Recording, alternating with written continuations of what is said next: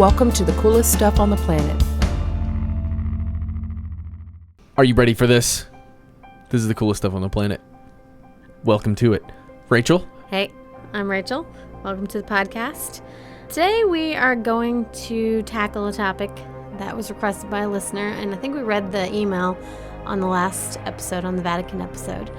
We're going to go to Britain today for the very first time. Yes. So here we go. Yes, today's topic is Stonehenge, ladies and gentlemen. This is the hands down most famous circle of stones you will ever see, and it sits ever so quiet in the middle of a giant plain in the Salisbury Plains. Yes, so this famous stone circle, Stonehenge, was built over 1,500 years in 3 phases, and that started in about 3000 BC. So it's pretty old.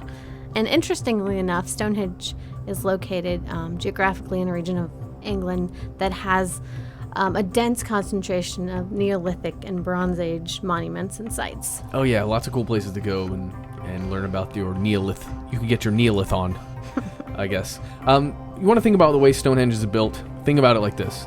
You've got essentially an outer circle of large vertical stones topped with horizontal stones, and then there's an inner circle that's made out of special stones. Now, these are kind of interesting because they're arranged in a horseshoe shape, kind of. I guess it looks like a horseshoe. And there's also a famous heel stone that's outside of the circle, and it serves as a special astronomical function that we're going to talk about in a second. Yeah, so these stones have pretty interesting names. We like names here at Coolest Stuff, so we're going to talk about them. So the outer stones are called Saracens, and then the inner stones, the special stones, are called blue stones. Yeah, and the awesome thing about the blue stones, these were carted by unknown means, at least at the moment unknown, from Wales. So that's more than 200 miles away these stones were carted from. We're not really sure how they got 200 miles to Stonehenge. And then the Saracens, they're quarried much closer from a quarry nearby. And I did forget to mention one little fact about the stones. So the ones that are the Saracens, the ones that are 2 vertical stones with a horizontal stone on top. The outer ones? Yeah, those are called Trilithons. Ah, okay. So good. Another good name, Rach. Interesting fact about these blue stones and why they're so special is, well, first of all, the fact that they were quarried from so far away, and the fact that they were taken from this very special, sort of mystically significant area of Wales, has led some people to think that maybe these stones were used for sort of metaphysical or mystical purposes, to channel energy, for healing or other purposes. Awesome. Can you dig it? Yeah, and that brings us to an interesting part of Stonehenge's allure, and that's because there are a ton of theories, like we said before, about the stone circle's origins over the centuries. But literally, archaeologists still don't know exactly why it was built. We've read several different theories, and we're going to talk about a couple of those. But man, it's crazy to think that we still don't know. It's so interesting, though. It's like a puzzle that keeps, unfolding. I love that about it. So some of these theories that have unfolded over the years. Stonehenge supposedly was an ancient computer. Right. Stonehenge, yeah, that was interesting. Stonehenge was transported to England by Merlin the magician. Yeah, it was. Back in the day of King Arthur. It was an ancient astronomical calendar, which makes a little more sense. Or it was an ancient burial ground. That was the latest one that I heard, that it was used for sacrificing in a burial ground.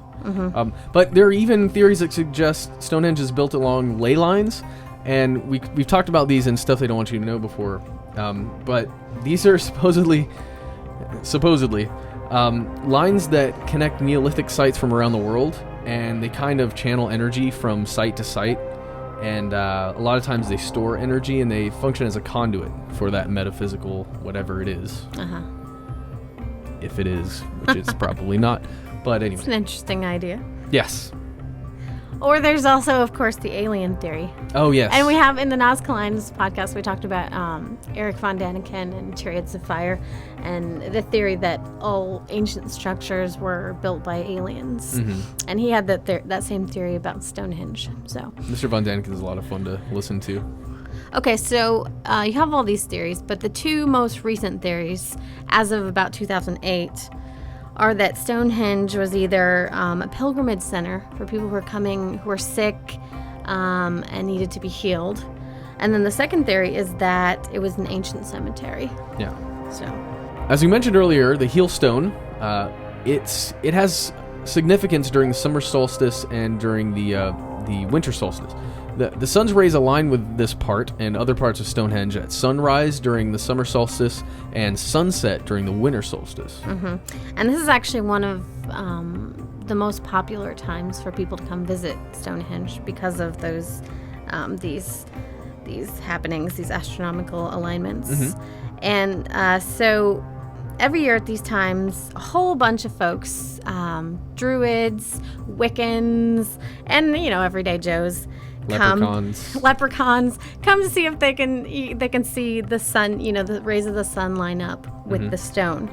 And here's an interesting fact about that specifically. So Stonehenge has been kind of roped off since the 70s. Like there's a little rope around it. So you can't really get closer than about 30 yards. Well, but except the public is, however, allowed inside to observe and to celebrate the solstices. And at these times, Druidian and Wiccan ceremonies are held at the site. And Rachel, I have to admit, I definitely want to go to one of these at some point. Yeah, I just want to see what it's all about. Well, it seems pretty wild, actually. Like people are even drinking and carousing and having a good old time. And apparently they just crash sometimes on the ground. They pass out. They're just having a great time. And wow. Yeah, so it's a big party. Special Stonehenge taxis during that time of the year. I hope so. Yeah, so guys, that's the end. There's a ton more stuff, like Rach said, on our website, so don't forget to go there. Check out our other podcasts. Check out everything on howstuffworks.com. It is the coolest.